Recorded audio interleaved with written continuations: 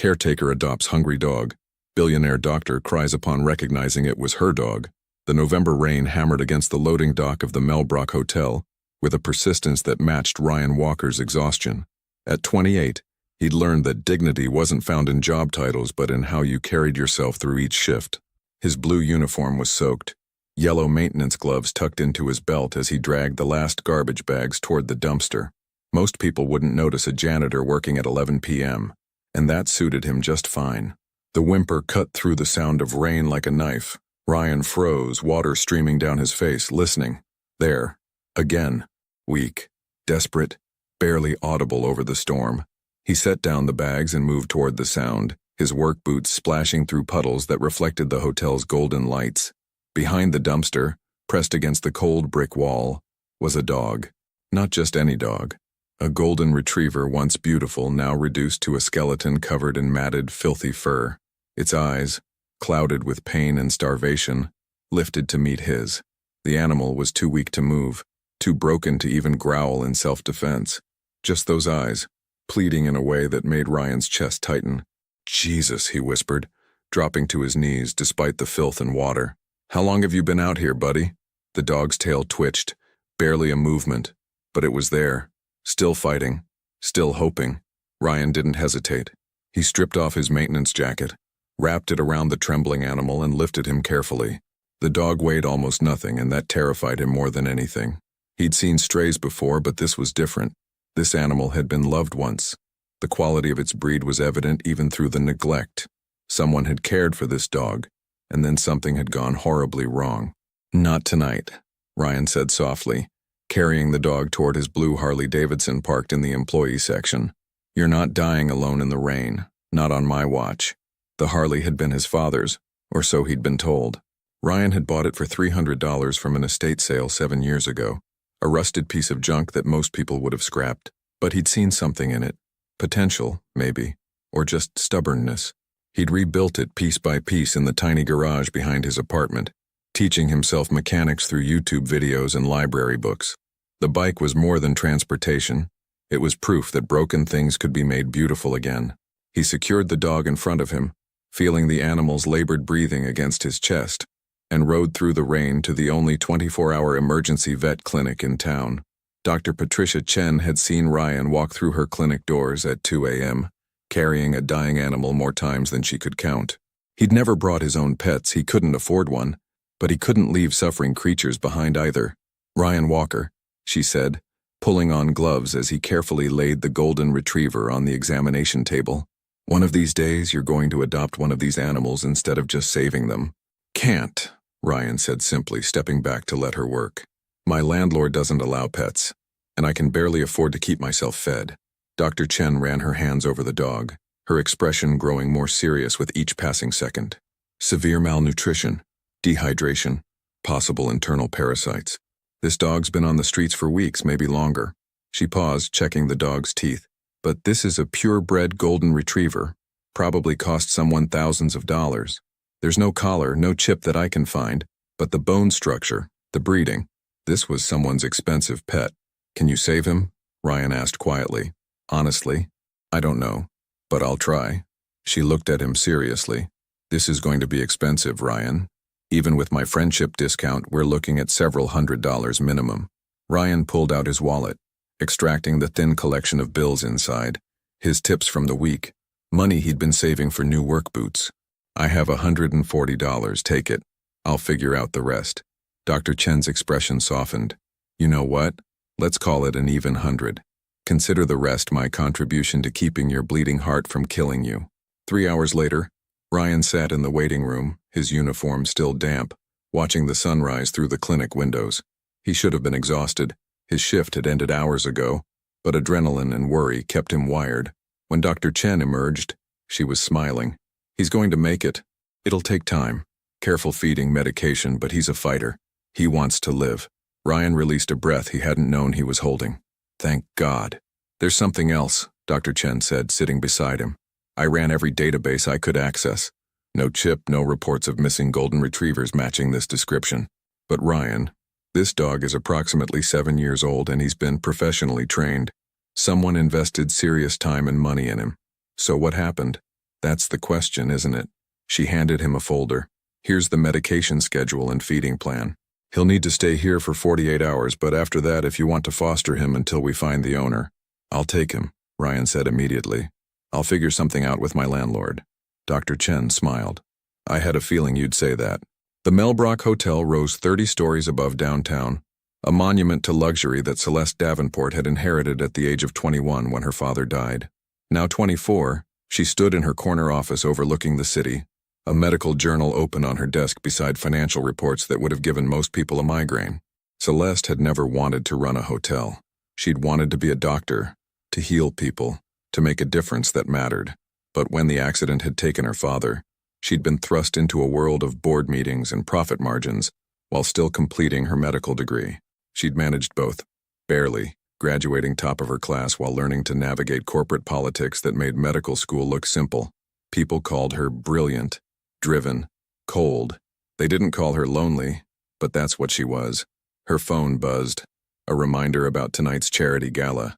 Another evening of fake smiles and small talk with people who saw her as either a business opportunity or a trophy.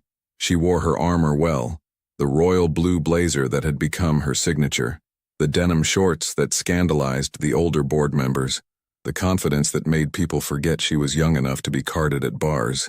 But sometimes, late at night in her mansion that echoed with emptiness, she wondered if anyone would love her if she weren't Celeste Davenport, heir to millions. If she were just Celeste, the girl who used to catch fireflies in mason jars and dream of adventures. That girl had died the same night as her father.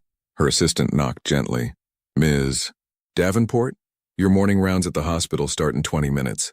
Celeste snapped back to the present, closing the medical journal. Thank you, Sophie. Have the car brought around. She divided her time between the hotel and the hospital, a punishing schedule that left little room for anything else. But it kept her busy, and busy meant she didn't have time to think about everything she'd lost. Everything except Max. God, she still dreamed about that dog sometimes. Her father's golden retriever, her childhood companion, who'd disappeared the night of the accident 7 years ago. They'd searched for weeks, posted flyers, offered rewards, but Max had vanished as completely as her father, leaving another hole in her life that had never quite healed. She shook off the memory and grabbed her white medical coat. Dwelling on the past was a luxury she couldn't afford. Ryan's landlord, Mr. Kowalski, was a 67-year-old Polish immigrant who ran his apartment building with an iron fist and a soft heart. When Ryan explained the situation, minus the part about already committing to keeping the dog, the old man sighed heavily. No pets, Walker. Rules are rules. I know, Mr. K, but this is temporary, just until we find the owner. You said that about the last 3 animals you brought home. The cat you fostered for 2 weeks, the bird with the broken wing, the family of possums in the shed. Those were different, and the dog will be different too, yes? Mr. Kowalski's eyes twinkled despite his stern expression. You have a good heart, Ryan Walker. Too good for your own good, my wife would say. Fine, temporary. But if there are complaints, out he goes. There won't be any complaints, I promise. When Ryan brought the dog home 2 days later, cleaned up and marginally healthier, he named him Max. It just felt right. Strong but gentle, classic but friendly. The dog was still painfully thin, moving carefully as if afraid that safety was an illusion that might shatter at any moment. Ryan's apartment was small, a studio with a bathroom barely big enough to turn around in. But it was clean, organized with military precision because chaos in your living space led to chaos in your life. He'd learned that from his time in foster care, bouncing between homes that ranged from neglectful to outright cruel. He set up a bed for Max in the corner, using old blankets and a pillow. The dog circled 3 times before lying down with a sigh that sounded almost human. We're going to figure this out, buddy, Ryan said, sitting on the floor beside him. I don't know who you belong to or what happened, but you're safe now. I've got you. Max lifted his head and placed it on Ryan's knee, a gesture so trusting, so simple, that Ryan felt his throat tighten. This dog had been through hell and back, but he still chose to trust, still chose hope. Maybe that was the lesson Ryan needed to remember. The weeks passed in a comfortable routine. Ryan worked his shifts at the Melbrook Hotel, cleaning floors, fixing minor maintenance issues, staying invisible in the way service workers often were. He'd take his breaks in the loading dock, eating simple lunches he'd packed while watching the city move past, then home to Max, who grew stronger each day, his coat regaining its golden luster, his eyes losing that haunted look. Dr. Chen monitored Max's progress with the dedication of someone who genuinely cared. "He's remarkable," she said during a follow-up appointment. "The resilience in this dog is extraordinary. He should have died, Ryan. By all accounts, he should have given up, but he fought." "He's special," Ryan agreed, running his hand through Max's now silky fur. "Have you thought about what happens if we never find the original owner?" It's been almost a month. Ryan had thought about it. A lot. "Then I guess he's mine." On his days off, Ryan would load Max into the sidecar he'd built for the Harley, a custom job that had taken 2 months of weekends. They'd ride out to the beach, the Pacific Coast Highway stretching before them like a promise. Max loved it, his fur streaming in the wind, his tongue lolling in what could only be described as a grin. Those rides gave Ryan time to think about his life, about the choices that had led him here. He'd never gone to college, couldn't afford it after aging out of foster care at 18. Instead, he'd worked. Construction, retail, food service, anything that paid. He'd taught himself to read philosophy books from the library, listened to lectures online about history and science. Education wasn't just what happened in classrooms. It was what you chose to learn when nobody was watching. The Harley had been his best investment. Buying that broken-down motorcycle had taught him mechanics, patience, the satisfaction of creation. He'd rebuilt it from the frame up, learning each system, understanding how everything connected. It ran better now than it probably had when it was new. "Some things are worth saving," he told Max as they sat on the beach one morning, watching surfers catch dawn waves, even when everyone else has given up on them. Especially then. Max barked, a joyful sound that still surprised Ryan with its vitality. Life was simple but good. Ryan didn't need much. Honest work, a roof overhead, this loyal dog, and the freedom of the open road. The hotel job paid enough to cover rent and food, with a little left over for gas and the occasional splurge at the used bookstore downtown. He'd been thinking about taking a philosophy class at the community college just for fun. Marcus Aurelius had become his favorite. Meditations on stoicism, on finding peace within yourself regardless of external circumstances. That felt right, felt true in a way that most things didn't. "The happiness of your life depends upon the quality of your thoughts," he recited to Max, who tilted his head as if considering this wisdom. Old Marcus Aurelius said that. Smart guy. Never owned a Harley, though, so what did he really know about happiness? Max barked again, and Ryan laughed, a sound that had become more frequent since the dog entered his life. Celeste Davenport stood in the emergency room of St. Catherine's Hospital, her hands steady as she sutured a laceration on a teenager who'd been in a skateboarding accident. The boy was trying very hard to be tough, but she could see the fear in his eyes. "You're doing great," she said gently, her voice different here than in board meetings. Softer, more human. "Just a few more stitches. This is going to leave a scar, though. Might want to come up with a better story than 'I fell off my skateboard.' Something involving sharks, maybe." The kid managed a weak smile. "How about sharks on skateboards? Now you're thinking." She finished the last stitch with practiced efficiency. "Keep it clean dry for 48 hours and come back in 10 days to get these removed. And wear a helmet next time, okay? Scars on your leg are one thing. Brain injuries are another." After the boy left with his worried mother, Celeste pulled off her gloves and leaned against the wall, feeling the familiar exhaustion that came with an ER shift. She'd been up since 5, handling hotel business before driving to the hospital for her rotation.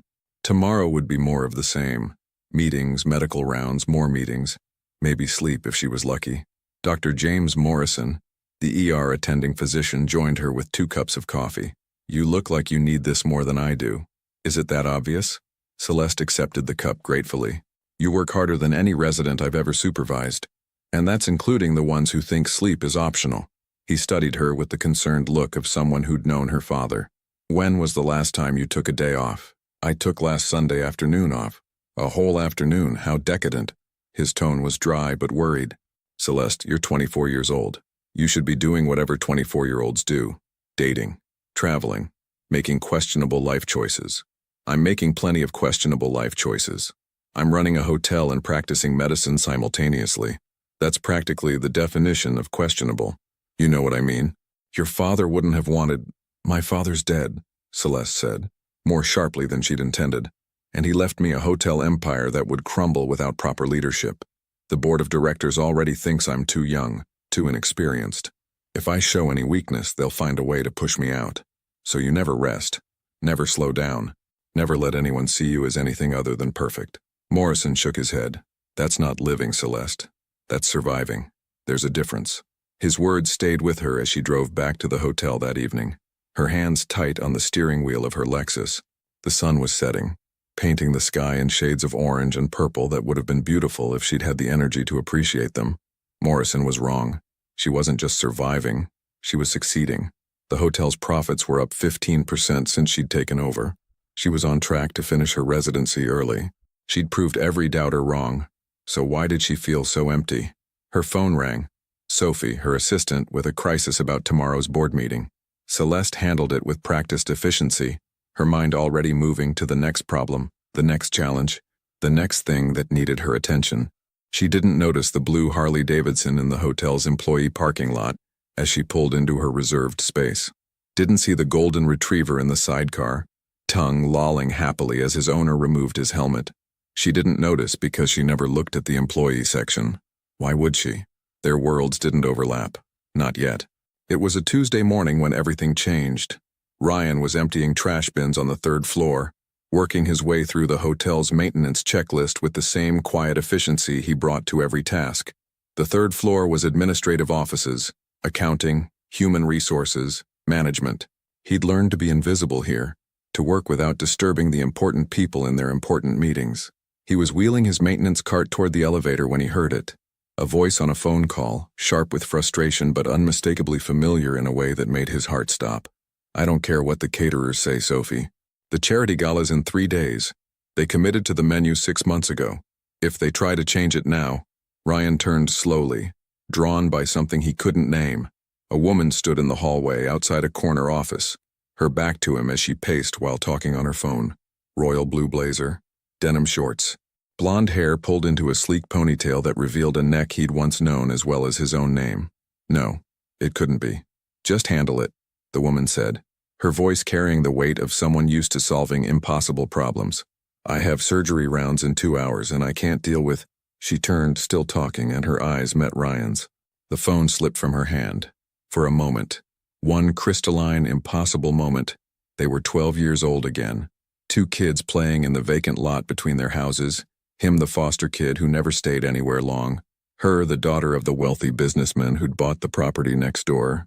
They'd been inseparable that summer, before her family's fortunes had exploded and they'd moved away to a mansion across town, before Ryan had been transferred to another foster home, another attempt at finding somewhere he belonged.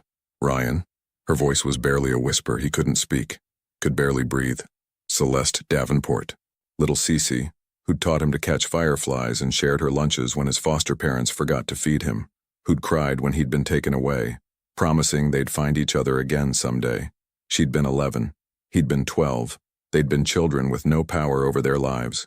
And now she was standing here, not just grown up but transformed into something he could never have imagined, the owner of the very hotel where he worked. Hello, my friend. How was your day today?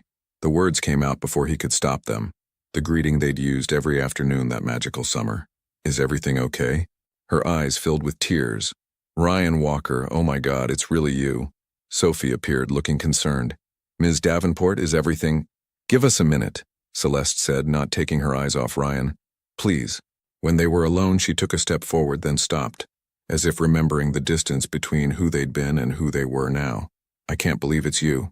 After all these years, you're here, working here.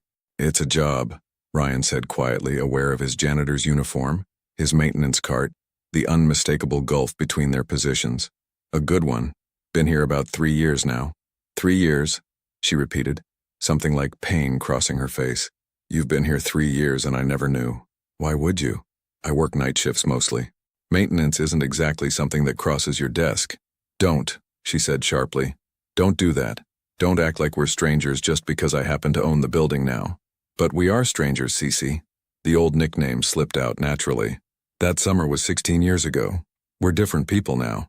Are we? She moved closer and he caught a hint of her perfume, something expensive and subtle.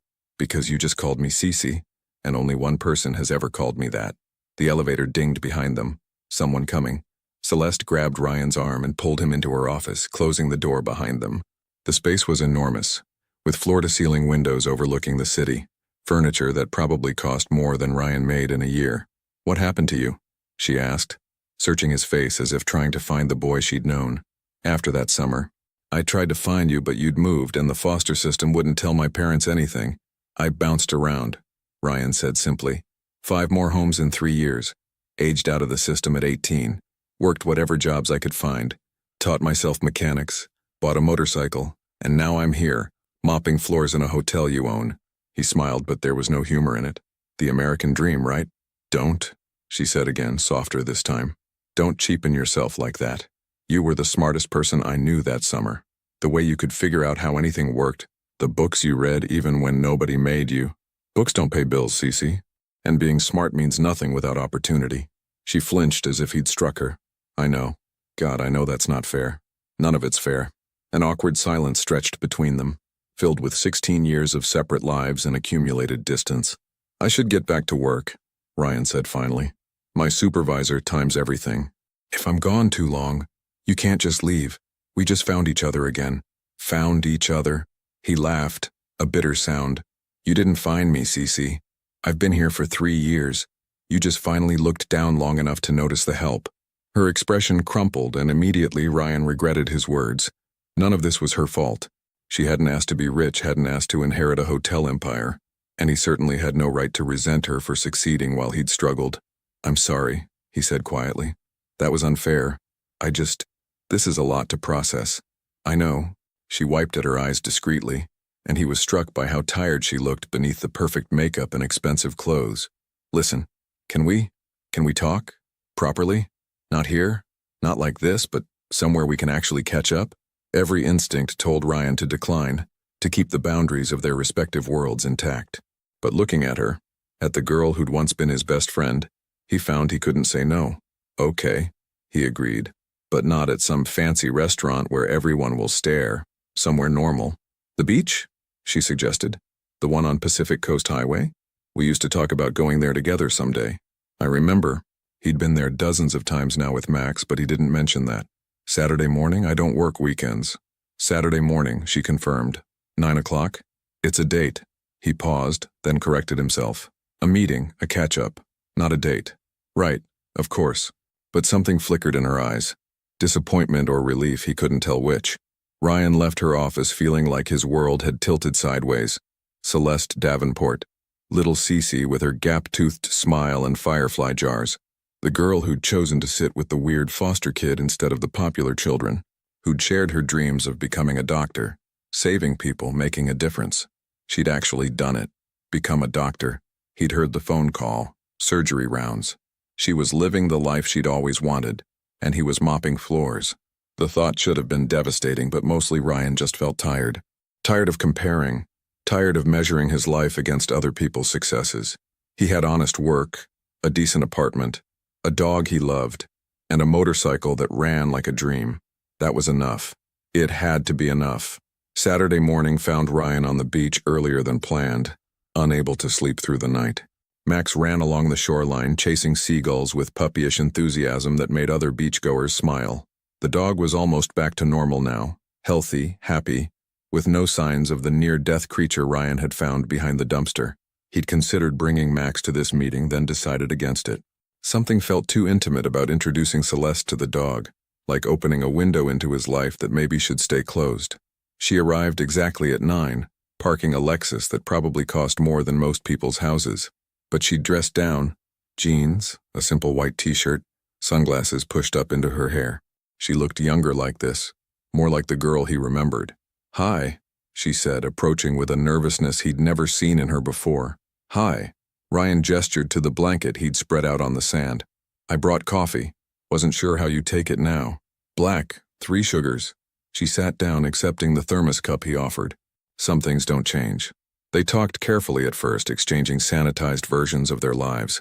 She told him about medical school, the challenges of running the hotel while completing her residency. He told her about the various jobs he'd worked, the Harley he'd rebuilt, the satisfaction of honest labor. What they didn't talk about was the gulf between them, the impossibility of their reconnection meaning anything beyond nostalgia.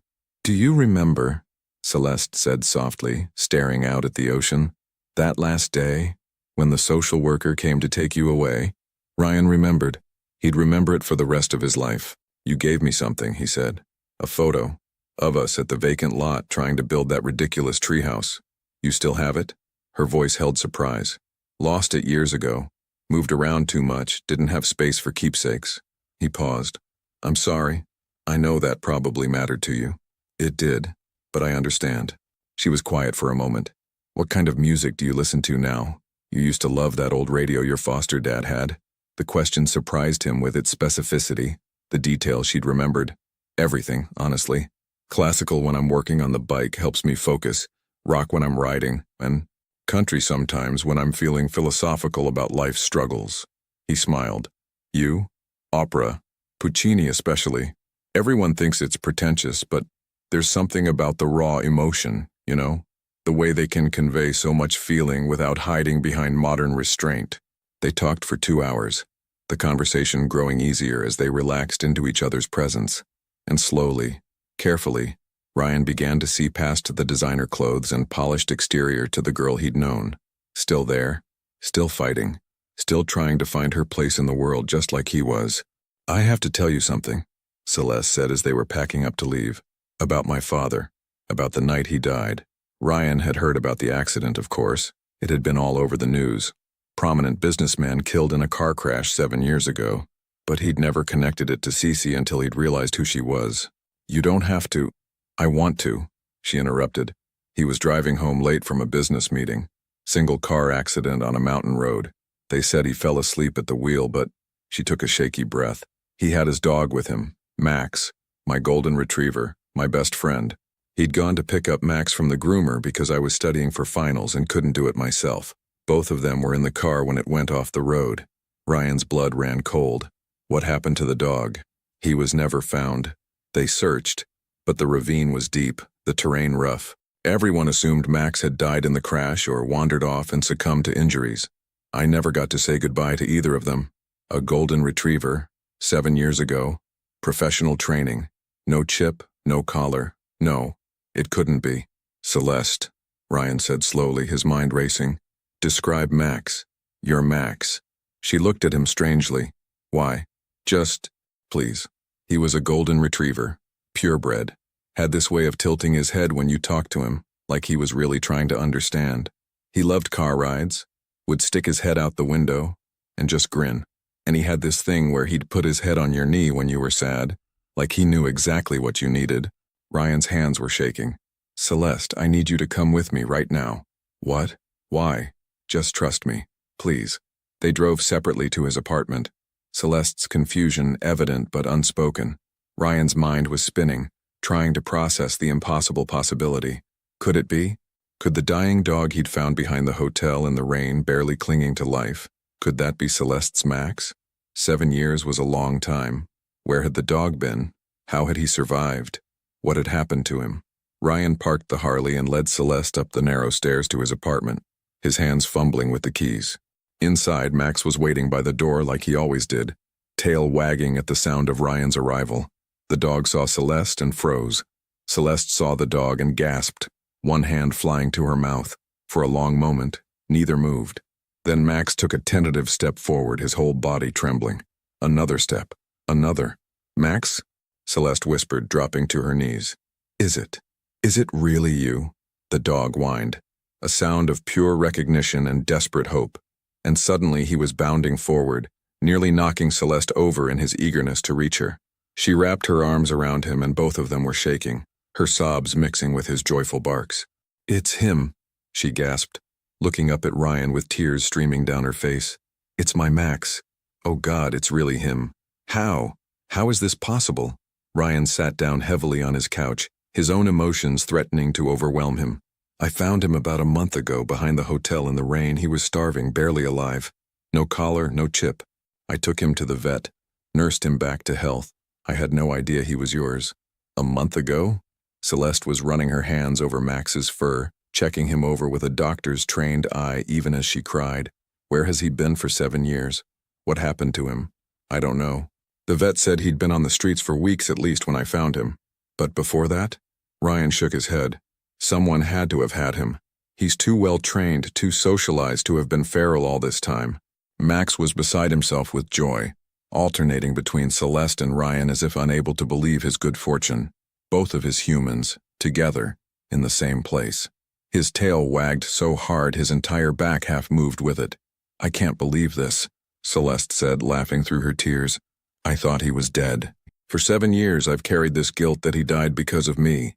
Because I was too busy studying to pick him up from the groomer. And he's been alive. He's been out there, surviving, waiting." Her voice broke, and fresh tears came. Ryan moved to sit beside her on the floor, uncertain whether he should offer comfort but unable to just watch her cry. "He's been through hell," Ryan said quietly. "Whatever happened during those 7 years, it wasn't good. When I found him, he'd given up. He was just waiting to die, but he didn't. He fought, and now he's here. He's healthy, and he's found you again." Celeste looked at him, really looked at him, and for the first time since they'd reconnected, all the social distance between them evaporated. "You saved him. You saved my dog. You gave him back his life." "I just did what anyone would do." "No," she said firmly. "Most people would have walked past, would have called animal control and kept walking, but you stopped. You cared. You spent money you probably couldn't afford and time you didn't have to save a dog that wasn't even yours." "He needed help," Ryan said simply. That was enough. They sat there on his worn carpet, the golden retriever between them.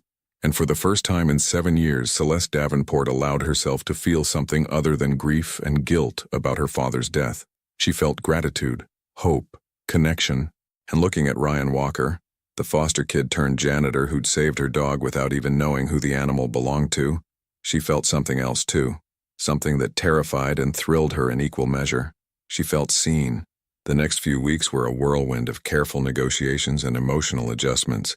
Celeste wanted Max back, of course she did. He was her dog, her last connection to her father. But Max had bonded with Ryan, and separating them seemed cruel after everything the dog had been through. They reached a compromise. Shared custody. Ryan would keep Max during the week when Celeste's schedule was impossible, and she'd have him on weekends. They'd meet to exchange the dog, to coordinate care, to make sure Max had everything he needed. It forced them to see each other regularly, to talk, to slowly rebuild the friendship they'd once had. "This is weird, right?" Celeste asked one evening as they sat in the park, watching Max play with other dogs. The owner of a hotel and a janitor who works there, sharing custody of a dog like divorced parents. "Completely weird," Ryan agreed. "People must think we're crazy. Let them think whatever they want." She glanced at him. "I've missed this, you know, having someone who knew me before. Everyone in my life now either wants something from me or is intimidated by what I've accomplished. But you still call me Cece. Should I stop?" "God, no. Please don't ever stop." She was quiet for a moment. "Can I ask you something? And I want an honest answer." "Okay. Do you resent me? For having money for the opportunities I've had that you didn't?" Ryan considered the question carefully. It would have been easy to say no, to reassure her, but she'd asked for honesty. "Sometimes," he admitted. "Not resent exactly, but there are moments when I think about how different my life might have been if I'd had what you had. Stability, education, connections. And yeah, that stings a little. I'm sorry. Don't be. You didn't create the system. You just happened to land on the lucky side of it, and you're doing good with what you have. Saving lives, running a business that employs hundreds of people. That matters. You're doing good too," Celeste said softly. "You saved Max. You save animals all the time, according to your vet. You rebuilt that Harley with your own hands. You taught yourself philosophy because you wanted to understand life better. That's not nothing, Ryan. It's not exactly changing the world. Maybe not the whole world, but it changed Max's world. And mine." She reached over and took his hand, a gesture so natural and unexpected that Ryan almost pulled away. "I'm glad I found you again, even if it took 16 years and a miracle dog." "Me too," Ryan said, squeezing her hand gently. "Me too, Cece." Christmas approached, and one evening while they sat together watching Max sleep between them, Ryan mentioned something he'd been thinking about. "Merry Christmas to all and may God protect them," he said suddenly. "This is a wish from someone who believes in second chances." Celeste smiled. "That's beautiful. Where's it from?" "Just something I was thinking, about how we got a second chance, how Max got a second chance. Makes you believe in Christmas miracles, doesn't it?" "It really does." The holidays brought unexpected complications. Celeste's board of directors was planning a huge New Year's gala at the hotel. Black tie, major donors, society's elite. She was expected to attend, to schmooze, to play her role as the face of the Melbrook Hotel. "Come with me," she said to Ryan one afternoon as they walked Max on the beach. "To a black tie gala? Are you insane?" "Probably. But I don't want to go alone. I never want to go alone, and I always do anyway because everyone else there is either a business contact or someone trying to impress me. Just this once. I'd like to have a friend there. Cece, I'm a janitor at your hotel. People will talk. Let them talk. I'm so tired of caring what people think." She stopped walking, turning to face him. "Please, Ryan, I know it's asking a lot, but I really don't want to face another one of these events alone." Looking into her eyes, seeing the vulnerability she rarely let anyone else see, Ryan found himself nodding despite every logical reason to refuse. "I don't own a tux. I'll take care of that." "This is a terrible idea. Probably the worst," she agreed, but she was smiling. The night of the gala, Ryan stood in front of the mirror in his apartment, barely recognizing himself. The custom-tailored tuxedo Celeste had sent over fit perfectly, transforming him from maintenance worker to someone who looked like he belonged in high society. But he knew the truth. Clothes didn't change who you were, where you'd come from. They were just a costume, a disguise. Max barked, as if offering encouragement. "Yeah, buddy. Let's hope you're right." The Melbrook Hotel's ballroom was transformed into a winter wonderland, all ice blue lighting and elegant decorations. Ryan arrived alone as planned. Celeste was already there, fulfilling her hosting duties. The security guard at the employee entrance did a double take seeing Ryan in formal wear instead of his usual uniform. Inside, the party was everything he'd expected. Champagne, canapes, people in expensive clothes making expensive small talk. He felt like an imposter, certain that everyone could see through his borrowed finery to the struggling man beneath. Then he saw Celeste. She stood across the room in a stunning ice blue gown that matched the decorations, holding court with a group of older businessmen. But even from a distance, he could see the tension in her shoulders, the practiced smile that didn't reach her eyes. She was playing a role, just like he was. Their eyes met across the crowded room, and her face transformed, real joy breaking through the polished mask. She excused herself gracefully and made her way to him, elegant and confident in a way that made his heart race. "You came," she said softly. "I came," he confirmed. "Though I still think this is insane." "It probably is. Dance with me?" Before he could protest, she'd taken his hand and led him to the dance floor. The orchestra was playing something slow and classical, probably Puccini, he thought with amusement. Her favorite. "I have no idea how to do this properly," Ryan warned as she stepped into his arms. "Just follow my lead, and try not to step on my feet."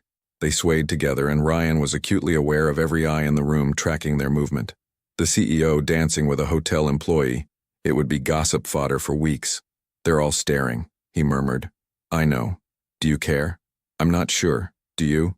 "Not even a little bit," Celeste said, and the certainty in her voice made him believe her. The song ended too quickly. As they separated, a silver-haired man in an expensive suit approached, his expression curious and vaguely predatory. "Celeste, you must introduce me to your friend. I don't believe we've met." "Ryan Walker," Ryan said, extending his hand. "I work at the hotel." The man's eyebrows rose fractionally. "How fascinating. In what capacity?" "Maintenance," Ryan said simply, refusing to be ashamed. "I keep things running smoothly." There was a moment of awkward silence. The man clearly hadn't expected such directness. Then Celeste stepped in smoothly. "Ryan is also an expert mechanic and a student of Stoic philosophy. We knew each other as children and reconnected recently. Now if you'll excuse us, Mr. Peterson, we were just heading to get some air." She took Ryan's arm and guided him toward the balcony, leaving Peterson staring after them in confusion. Outside, the city lights stretched below them, a carpet of illumination reaching to the distant ocean. The cool December air was a relief after the stuffy ballroom. "I'm sorry," Celeste said immediately. "I should have warned you it would be like that. People can be—" "It's fine," Ryan interrupted. "I knew what I was signing up for. Besides, you handled that perfectly. I've had a lot of practice deflecting snobbery." She leaned against the railing, looking out at the view. "Sometimes I wonder what my father would think of all this. The hotel, the society events, the person I've become. I think he'd be proud. You're doing exactly what he'd want, taking care of his legacy while also following your own dreams." "Am I, though? Following my dreams?" She turned to face him. I wanted to be a doctor to help people. But how much good am I actually doing when I spend half my time running a hotel and attending parties like this? You're saving lives every day in that ER. That counts for something. Maybe. But I'm so tired, Ryan. Tired of being strong all the time. Of having all the answers, of never being allowed to just be human. Without thinking, Ryan pulled her into a hug. She stiffened for a moment, then melted against him, her head resting on his shoulder. They stood like that for a long time. Two people who'd been lost finding a moment of peace in each other. Thank you, she whispered, for being here, for being you, for not wanting anything from me except friendship. Always, Cece. I'll always be your friend. When they finally pulled apart, her eyes were bright with unshed tears. We should go back inside. People will be wondering. Let them wonder. Dance with me one more time, then we can face the masses. They returned to the ballroom hand in hand, and this time Ryan didn't care who was watching. For this one night, they were just two old friends enjoying each other's company. Tomorrow they could worry about social boundaries and impossible complications. Tonight was about connection. The gala incident should have made things more complicated, but instead it seemed to free something in both of them. Celeste stopped pretending she didn't value Ryan's presence in her life. Ryan stopped pretending that their class differences meant they couldn't be close. They fell into an easy rhythm. Walks with Max. Late-night conversations about philosophy and medicine and life, comfortable silences that spoke of true friendship. But something was shifting beneath the surface. A tension neither wanted to name, a possibility neither dared to acknowledge. On a particularly cold January evening, they sat in Ryan's apartment sharing takeout Chinese food, while Max snored contentedly at their feet. The conversation had meandered from hospital politics to motorcycle maintenance, to whether pineapple belonged on pizza. Celeste said yes, Ryan said absolutely not. I got offered a position, Celeste said suddenly, her chopsticks pausing midway to her mouth. Chief of surgery at St. Catherine's. It would mean giving up the hotel, or at least stepping way back from day-to-day operations. That's incredible, Cece. That's what you've always wanted. Is it, though? She set down her food, looking troubled. I thought it was, but now I'm not sure. The hotel is my father's legacy. How can I just walk away from that? The hotel will be fine with professional management, and you'd still own it, still be involved in major decisions. But this, being chief of surgery, this is your dream. Your father would want you to follow it. How do you know what my father would want? There was no heat in her question, just genuine curiosity. Because he loved you, and people who love you want you to be happy, not dutiful. Ryan paused, choosing his words carefully. You've spent 7 years trying to honor his memory by maintaining his business. But maybe the best way to honor him is to live the life he wanted for you, the one where you're fulfilled, where you're using your gifts to their fullest potential. Celeste was quiet for a long moment, staring at her hands. When did you get so wise? I'm not wise. I just have the advantage of being outside the situation. Sometimes that makes things clearer. What about you? She asked. What's your dream? What would you do if money and circumstances weren't limiting factors? No one had ever asked Ryan that question. Not since he was a child with impossible dreams. I'd like to run a motorcycle repair shop, he said slowly, the words feeling strange to speak aloud. Something small, just me and maybe 1 or 2 employees. Work with my hands, teach people how to maintain their bikes properly, maybe restore classics on the side. Nothing fancy, just honest work doing something I love. That sounds perfect for you. She studied him thoughtfully. What would it take to make that happen? Money I don't have. Business knowledge I'd need to learn.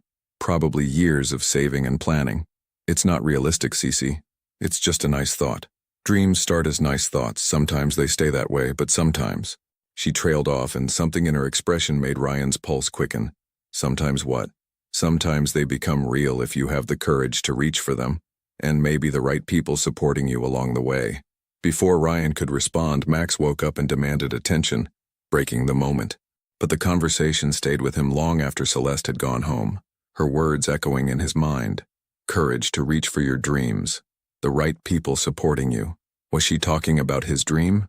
Or something else entirely? February brought a cold snap that had Ryan working overtime at the hotel, dealing with frozen pipes and temperamental heating systems. He barely saw Celeste for 2 weeks. Their schedules completely misaligned. Then, on a Saturday morning, she called him unexpectedly. Ryan, can you come to my house? There's something I need to show you.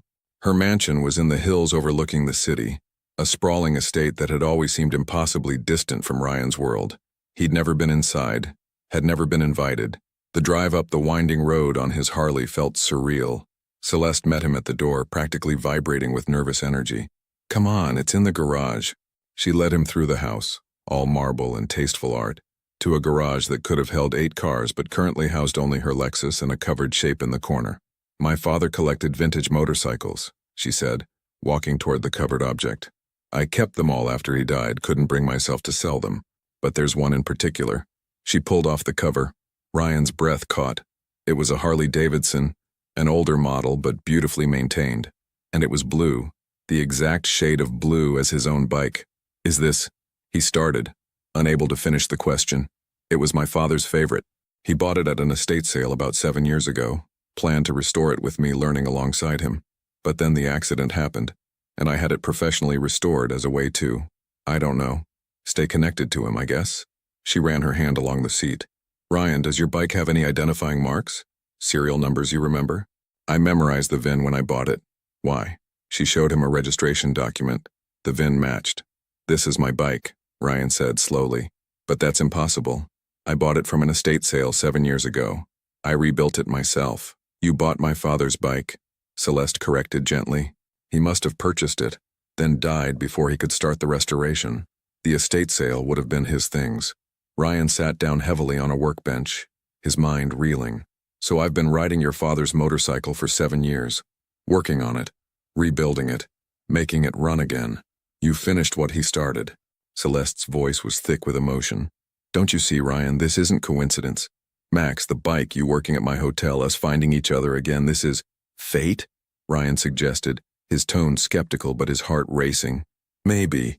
Or maybe just life giving us a second chance we both desperately needed." She moved to stand in front of him. "I've been thinking a lot about what you said about courage, about reaching for dreams, and I realized something." "What?" "My dream isn't just being chief of surgery, and it's not just running the hotel. My real dream, the one I haven't admitted even to myself until now, is to be happy. To have someone in my life who sees me as just Cece, not Celeste Davenport with all the expectations and pressure. Someone who understands where I came from because he was there. Someone who reminds me that success isn't measured in money or titles, but in moments of genuine connection." Ryan's heart was pounding so hard he was certain she could hear it. "Cece, what are you saying?" "I'm saying I'm tired of pretending that having you back in my life is just about Max or nostalgia. I'm saying that when I'm with you I can breathe for the first time in years. I'm saying..." She took a deep breath, meeting his eyes directly. "I'm going to get married. The billionaire is going to propose to the janitor, and she's trembling, hoping for his yes." The words hung in the air between them, impossible and terrifying and perfect. "That's insane," Ryan said softly. "We've only been back in each other's lives for a few months. We come from completely different worlds. People will say you're slumming, that I'm a gold digger. Your board will lose their minds, society will. I don't care." Her voice was steady, certain. "I have spent 7 years caring what everyone else thinks, molding myself into what everyone else needs me to be. For once I want to be selfish. I want to choose what makes me happy instead of what makes sense on paper. I can't give you the life you're used to. I work maintenance. I live in a studio apartment. My biggest asset is a motorcycle I apparently stole from your father's estate sale. You didn't steal anything, you saved it, just like you saved Max. Just like you're saving me from a life of beautiful, suffocating loneliness." She cupped his face in her hands.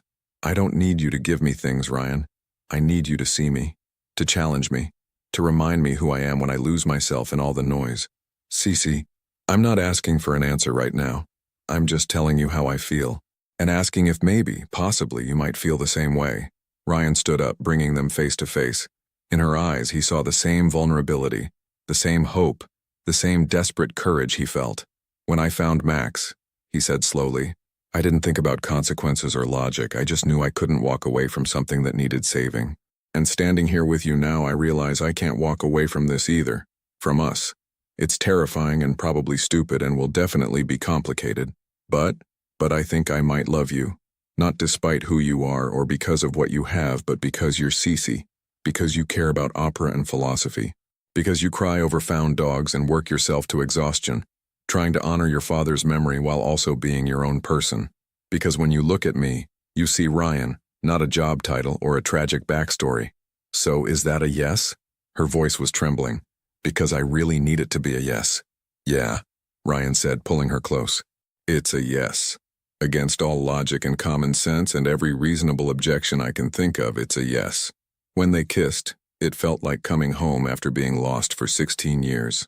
The next weeks were a blur of logistics and difficult conversations. Celeste accepted the chief of surgery position, shocking her board but ultimately convincing them that professional management of the hotel was the smart move. Ryan put in his notice at the hotel, deciding that staying on as a janitor while dating the owner was a complication neither of them needed. Dr. Chen helped Ryan secure a mechanic position at a shop that specialized in motorcycles. It paid better than the hotel, came with health insurance, and gave him the technical training he'd need if he ever did open his own shop. So the fairy tale ending works out for everyone, Dr. Chen said when Ryan brought Max in for a routine checkup. The prince and princess ride off into the sunset. Very Disney. I'm not a prince, Ryan corrected. I'm still just a guy trying to figure out how to exist in her world without losing myself. And that honesty is why it'll work. You don't want to be her prince, you just want to be her partner. That's way better than a fairy tale. Ryan and Celeste decided to take things slowly, despite their dramatic declaration of feelings. They dated like normal people. Dinners, movies, long rides on the Harley with Max in his custom sidecar. She introduced him to opera. He taught her basic motorcycle maintenance. They learned each other as adults, discovering that while they'd changed in 16 years, the core of who they were remained constant. There were challenges. Celeste's social circle didn't know what to make of Ryan. Some were openly dismissive. Others were curious, treating him like an interesting experiment. And a few, surprisingly more than a few, warmed to him once they realized he wasn't intimidated by wealth or impressed by status. Ryan's friends from work didn't understand either. How could a janitor date a billionaire? What could they possibly have in common? But eventually, seeing Ryan genuinely happy, they came around. The media found out, of course. Hotel Heiress and the Janitor, a modern Cinderella story, read one headline. Celeste wanted to sue for invasion of privacy, but Ryan talked her down. Let them write what they want. We know our truth. That's what matters. 6 months into their relationship, on a beach at sunset with Max chasing waves, Ryan asked Celeste the question that had been building in his heart. Did any of you have an important object? He said. Something that connected you to someone you loved? A reminder that even when people are gone, their impact remains? Celeste looked at Max at the Harley parked nearby, at Ryan himself. I did.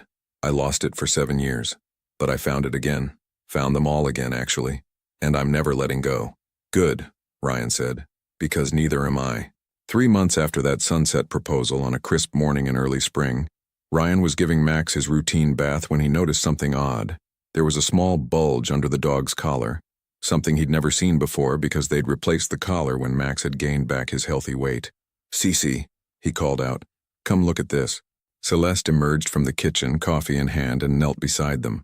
Ryan carefully removed the collar and found a small leather pouch stitched into the lining. Old, weathered, but still intact.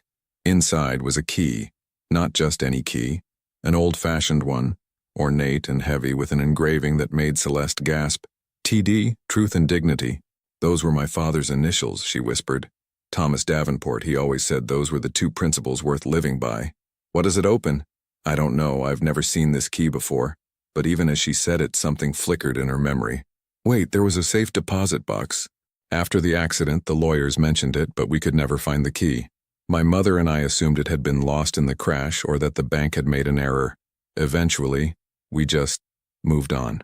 Within an hour, they were at the bank, Max between them as the manager led them to the vault.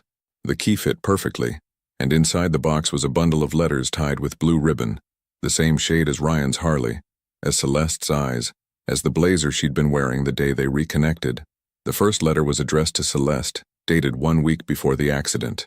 My dearest daughter, if you're reading this, then I'm gone, and I'm so sorry I won't be there to watch you become the incredible woman I know you're meant to be.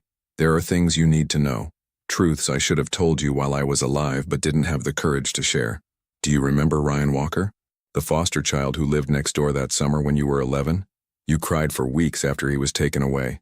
I saw how that friendship changed you, made you kinder, more aware of privilege and responsibility. After he left, you told me you wanted to be a doctor so you could help people who had nothing, like Ryan had nothing.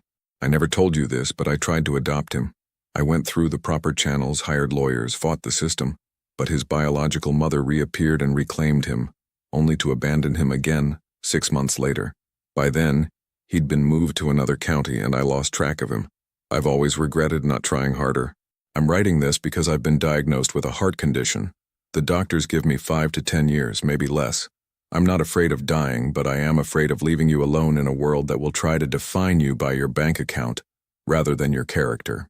The motorcycle I just bought, the blue Harley, I purchased it planning to restore it with Ryan if I ever found him. I've hired investigators, but so far nothing. If I don't find him before I die, I want you to know. That boy mattered. His friendship mattered to you, and watching you with him taught me what true wealth looks like. 2 children who saw past every external difference to the simple joy of connection. Live boldly, my darling girl. Choose courage over comfort. And if you ever find Ryan Walker again, tell him I'm sorry I couldn't save him. But I have to believe that he saved himself. All my love. Dad. Celeste was sobbing by the time she finished reading, the letter trembling in her hands. Ryan wrapped his arms around her, his own eyes wet. He tried to adopt you. She choked out. He tried to save you, and I never knew. Cece, all these years I thought he didn't care about my friendship with you, that he was relieved when you left because you were just the poor foster kid. But he cared. He fought for you, and then he carried that regret until he died. There were more letters, some to Celeste's mother, some to lawyers with instructions about trusts and foundations he'd wanted to establish, and one more, sealed separately, addressed simply, to whoever finds this. Ryan opened it with shaking hands. To the finder of this letter, if you've accessed this box, then Celeste has found the key I hid in Max's collar. That means Max survived the accident, which means miracles do happen. I'm writing this the day before the trip where I suspect I might die. Call it intuition or preparation. I'm taking Max to the groomer because Celeste is studying for finals. It's a mountain road late at night and my heart has been acting up. If something happens and Max survives, he'll carry this key back to Celeste eventually. Dogs have a way of finding their way home. If you're reading this, friend, then you cared enough about my dog to get him medical help, to check his collar, to go the extra mile. That tells me everything I need to know about your character. Whatever your circumstances, whatever struggles you face, please know, you matter. Your kindness matters. The world needs more people who stop to help creatures in need, who see value beyond economic utility. I'm leaving instructions with my lawyers to establish the Second Chances Foundation with $5 million. It will provide education grants, job training, and housing assistance for foster children aging out of the system. If my daughter is reading this with you, she'll make sure it happens. Thank you for saving Max. In doing so, you may have saved something else. Hope, perhaps, or faith in human goodness. Don't underestimate the ripple effects of simple kindness. With gratitude, Thomas Davenport. Ryan couldn't speak, couldn't process. $5 million for kids like him. Because Celeste's father had cared about one foster kid 16 years ago. He knew, Celeste said wonderingly. Somehow he knew that whoever saved Max would be someone worth knowing, someone who embodied the values he cared about. The foundation, Ryan managed. Did it ever? No. The instructions were in this box. Without the key, without this letter, the money just sat in the trust untouched. She looked at him with fierce determination. But we're going to make it happen now, every word of it. We're going to create something that helps kids like you were, kids who need someone to believe in them. Over the following months, they worked together to establish the foundation. Celeste provided the business acumen and connections. Ryan provided the insight into what foster kids actually needed. They created scholarship programs, mentorship initiatives, job training partnerships. And through it all, Max was there, the dog who'd survived impossible odds, who'd carried the key to redemption in his collar for 7 years, who'd brought 2 lost souls back together. On their wedding day, a simple ceremony on the beach with Max as the ring bearer, Ryan looked at Celeste and saw not the billionaire CEO or the brilliant surgeon, but Cece, his childhood friend, his partner, his home. You know what your father wrote was wrong, Ryan said during their vows. He said he was sorry for not saving me, but he did save me, just not in the way he expected. He saved me by raising a daughter who sees people, who fights for what's right, who had the courage to love across every boundary society tried to build between us. And you saved me, Celeste replied, tears streaming freely, by reminding me that success isn't about what you accumulate but about who you become, by showing me that dignity comes from how you treat others, not from what others think of you. By loving me when I was just Cece, before you knew about the money or the titles. They kissed while Max barked joyfully and the waves crashed behind them. A janitor and a billionaire who'd learned that the most valuable things in life can't be measured in dollars or status, only in moments of genuine connection. The Second Chances Foundation thrived, helping hundreds of foster kids find their footing in an unforgiving world. Ryan eventually opened his motorcycle repair shop, teaching disadvantaged youth the satisfaction of working with their hands. Celeste became one of the youngest chiefs of surgery in the country, while maintaining deep involvement in the foundation. They never forgot where they came from or the unlikely journey that had brought them together. And whenever someone asked about their love story, they'd smile and point to Max, the golden retriever who'd carried hope in his collar and proved that sometimes the best things in life come from the courage to stop and help something broken. Because in the end, they'd all been broken, they'd all needed saving. They'd all found it in the most unexpected way, through simple acts of kindness that rippled outward into redemption. As Thomas Davenport had written, "Don't underestimate the ripple effects of simple kindness." They never did.